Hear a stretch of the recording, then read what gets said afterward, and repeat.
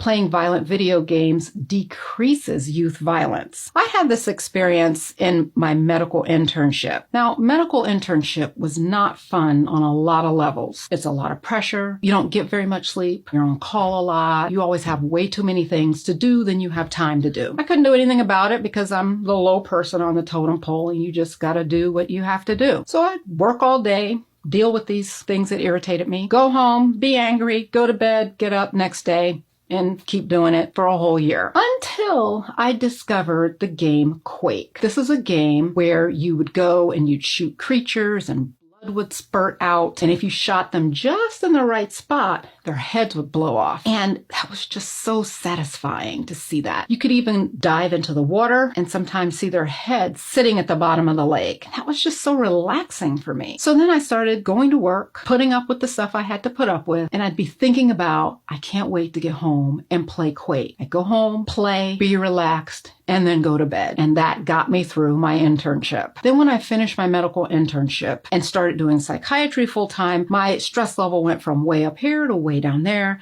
because I wasn't on call as much. So I was still working hard, but my hours were less and I was getting more sleep. So I was able to go out with friends and enjoy New York City. And I was just loving life. I wasn't angry anymore. So one day I thought, I haven't played Quake in a while. Let me just give it a go. And it was like, and I thought, how in the world did I play this game? It was just way too stressful for me. And the reason it was stressful, because I didn't need to sublimate my aggression or my anger anymore. Now, many people will say video games promote violence. And if you look at the example I just gave you, I'm shooting off heads for pleasure. What does that say about my personality? What does that say about what I'm going to become? Well, actually, this has not been shown to bear out in studies. In fact, one published in 2014 was a long-term study, and it came to the conclusion that thus far, there's been no link between violent video games and the violence in the users, or even violence in society. And even earlier studies have shown that playing violent video games decreases youth violence. And researchers suggested for this particular study that it might be related to the distraction or being able to be distracted by using these games. Now, my own theory is that it has to do with this idea of sublimating your aggression. Someone makes you angry, you log in,